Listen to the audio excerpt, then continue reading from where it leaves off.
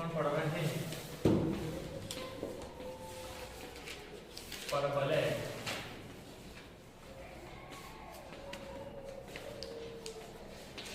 इसको पैराबोला भी कहते हैं। क्या है इसकी आकृति किस प्रकार की होती है?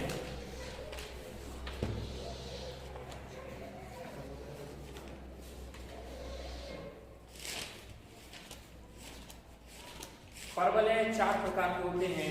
मैं आपको पहला वाला प्रकार बता रहा हूं, उसके बाद आप अपने आप ये समझेंगे कि किस प्रकार के बाकी के 3 और परवलय होते हैं। इस परवलय में देखो आप, ये जो वक्र गया है, ऐसा कर्व होता हुआ गया है, ये x अक्ष की धनात्मक दिशा में गया है। ये क्या है? x अक्ष की धनात्मक दिशा है ना। ये है x अक्ष की धनात्मक दिशा, यह है y अक्ष की धनात्मक दिशा, यह है y अक्ष, ये है मूल बिंदु A, या उसको नाम दे दो O, है ना। मूल बिंदु है, इसके निर्देशांक सदैव क्या होते हैं? 0 0 होते हैं। अब ये जो वक्र है हमारा, ये x अक्ष की धनात्मक दिशा में है। तो जब x अक्ष की धनात्मक दिशा में है तो इस प्रकार के वक्र की समीकरण होती है y² बराबर 4ax। कैसे पहचानते हैं? y की घात सम है, y की घात सम है, अतः वक्र जो है x अक्ष की धनात्मक दिशा में होगा। ठीक है। अब इस चित्र को हम आते हैं, हमें इस परवलय, ये जो आकृति कहलाती है, ये परवलय अर्थात पैराबोला कहलाती है। इसमें हमको क्या क्या मिलते हैं जरा देखें। सबसे पहले इस वक्र पे हम जा रहे हैं, ये वक्र का हमको एक नुकीला भाग दिख रहा है, तो ये वक्र का जो नुकीला भाग है इसको हम क्या कहते हैं? शीर्ष, है ना। तो शीर्ष क्या है? O, है ना। शीर्ष O है, और यहाँ पर ये कहाँ से होकर जा रहा है? शीर्ष मूल बिंदु से होकर जा रहा है। इस शीर्ष के निर्देशांक क्या हो गए? 0 से। तो सबसे पहले O क्या हो गया? शीर्ष। ठीक है। चलिए, अब शीर्ष से एक निश्चित दूरी, दूरी कितनी? तो देखो x के गुणांक में कितना लिखा है? 4a लिखा है। तो a जो है वो क्या है? x अक्ष पर चली गई दूरी। हम क्या करें? ये शीर्ष से x अक्ष पर, मान लो ये दूरी ये है ना, यहां से यहां तक की कितनी है? a, ये है x अक्ष पर ये दूरी चले। हम जानती है x अक्ष पर y का मान क्या होता है? 0 होता है। x अक्ष को बोल दिया हमने इस वाले बिंदु को S से, x अक्ष पर y होता है 0, तो y का मान 0 और x का मान क्या हो गया? 1 हो गया। x अक्ष पर कितना चले? 1। यह कहलाती है नाभि। x को क्या बोलते हैं? नाभि।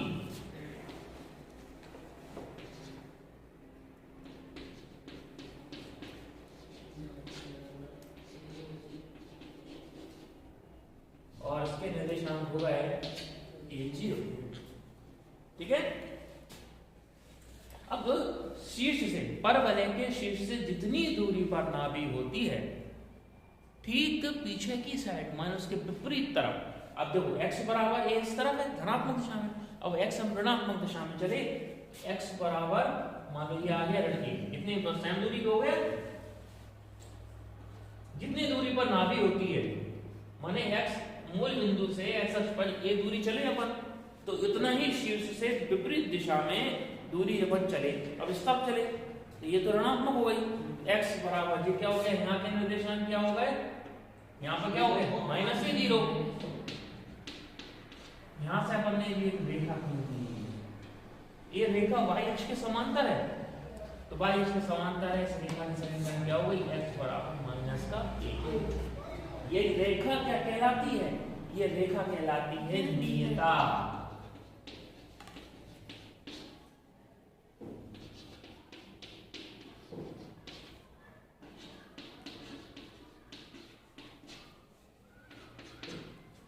ठीक है।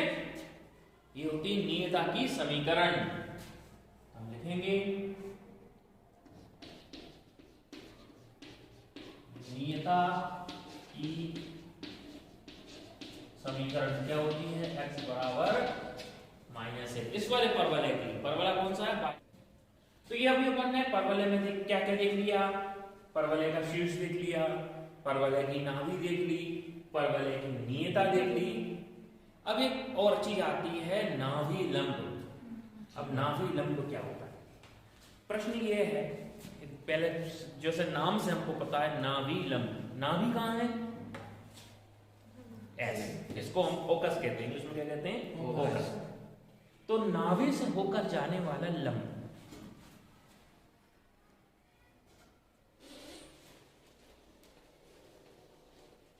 इसको नाम देते हैं एल। एल डैश नाभि लंब कहलाता है। अब इस नाभि लंब का मान कितना होता है कि हम कैसे निकालें? तो जरा देखो,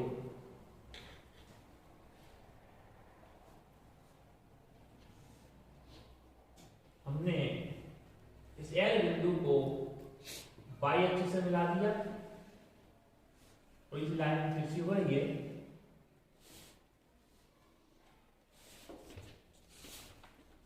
और इससे, ठीक है। इसी प्रकार इसको नाम दे दो ए, और इसको नाम दे दो ए डैश। इसी प्रकार यहां से भी यहां तक मिला दिया अपन को एल डैश की लंबाई निकालना है। एल डैश का मान बताना है कि एल डैश होगा कितना। तो एल डैश है क्या? दरअसल ये नाभि लंब। ये क्या है? नाभि लंब। तो हमें नाभि लंब की लंबाई निकालना है, जरा ध्यान से देना। देखो, यहां से यहां तक की कितनी है? एक। फिर यहां से यहां तक की कितनी है तो जो तो डायरेक्शन है -1, लेकिन है तो ये भी ये। तो यहां से लेके यहां तक कितना चले? 2a चले। तो ये लंबाई हो गई यहां से यहां तक की कितनी? 2a। समझ आ रही बात? यस। यहां से यहां तक की लंबाई कितनी हो गई? 2a।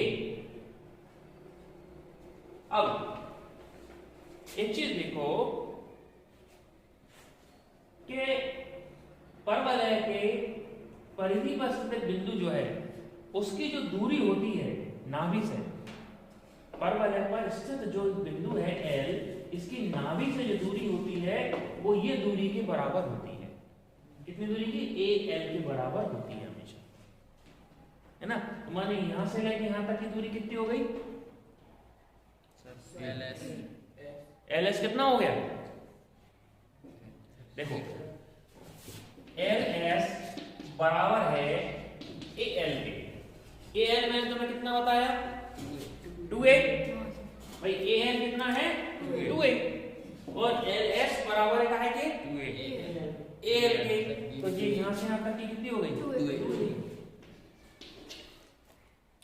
और मैं तुमको काहे की पूछ रहा हूं? L डैश का मान पूछ रहा हूं। L डैश कितना हो जाएगा? 4a। मैं बता रहा हूं नाभि लंब, है ना। तो L डैश का मान कितना हो गया? LS प्लस SL डैश माने LS और SL डैश माने ये दूरी प्लस ये दूरी। ये दूरी जब ये बीच में से होके जा रही है, नाभि बीच में ही होती है ना, तो जितना हिस्सा ऊपर है उतना हिस्सा नीचे। तो ऊपर का 2a है तो नीचे का भी 2a हो गया। तो कितना हो गया? 2a plus 2a 4a। तो ऑब्जेक्टिव प्रश्न भी बनता है कि परवलय के नाभि लंब जीवा की लंबाई क्या होती है? 4a होती है। जीवा क्या होती है? 2a। जीवा क्या चीज है? वृत्त के एक सिरे से दूसरे सिरे को मिलाने वाली रेखा जीवा कहलाती है, ठीक है। और वह जीवा जो वृत्त के केंद्र से होकर जाती है वो क्या कहलाता है? वृत्त का व्यास, ठीक है ना। ऐसे ही परवलय में हम आ रहे हैं, या वह जीवा है जो परवलय का केंद्र, परवलय का केंद्र को हम केंद्र नाम नहीं देते, क्या बोलते हैं? नाभि बोलते हैं। है तो परवलय का केंद्र वो, लेकिन हम उसे केंद्र ना बोल के क्या बोल रहे हैं? नाभि। तो ऐसी जीवा जो परवलय के केंद्र से होकर जा रही है, अर्थात नाभि से होकर जा रही है, क्या कहलाती है? नाभि लंब जीवा कहलाती है। कुल मिला के मान लो इसे व्यास भी कहते हैं, परवलय का व्यास, परवलय व्यास नहीं है, इसको जीवा बोलते हैं, नाभि लंब जीवा। तो नाभि लंब जीवा की लंबाई कितनी होती है? 4a। क्लियर? परवलय कहीं का भी हो, कोई भी प्रकार का परवलय हो, लंबाई तो वही रहेगी, अतः लंबाई सदैव 4a रहती है। चलिए अब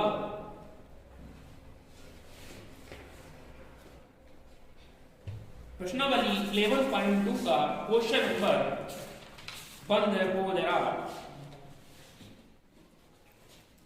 ये चीज सबको समझ में आई? अब प्रश्नावली है 11.2 का question number 1, page number 262। Question क्या लिखा है? y square equal to 12x।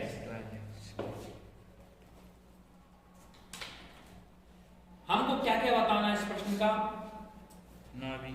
हमें नाभि के निर्देशांक बताना है, अक्ष बतलाना है, और नियता की समीकरण बतलाना है, और नाभि लंब जीवा की लंबाई।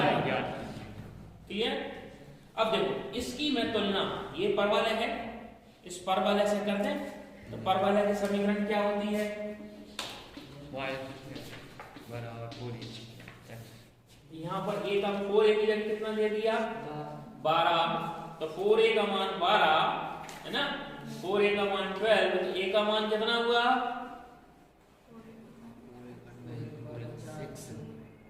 4a का मान 12 है, 4a बराबर 12, तो a बराबर 3।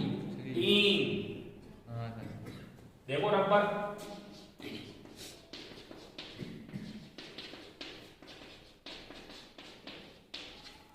चाहती है वो ए का मान क्या आ गया?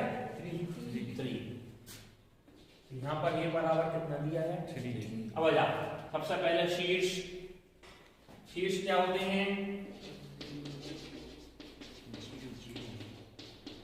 ये भी यहाँ क्या हो जाएंगे? 0 0 ही रहेंगे, कोई अंतर तो आया नहीं इसमें। ठीक है, चलिए नाभि क्या होती है?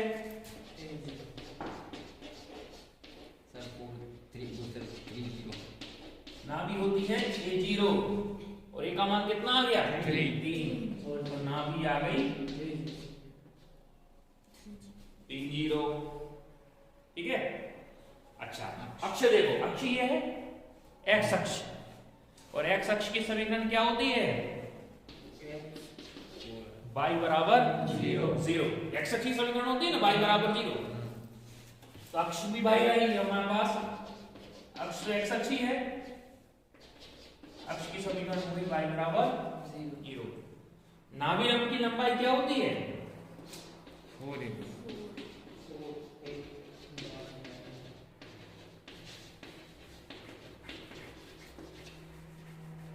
ये का मान रखते हैं की जगह,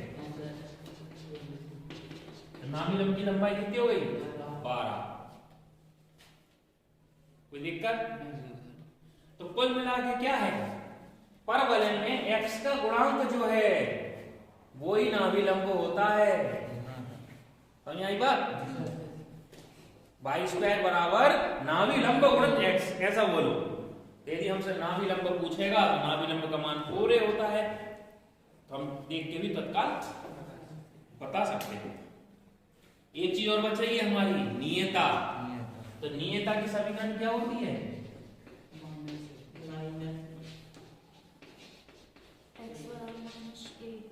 नियता की समीकरण होती है x बराबर माइनस का a का मान कितना? 3। x बराबर माइनस का 3। ये आ गई नियता की समीकरण।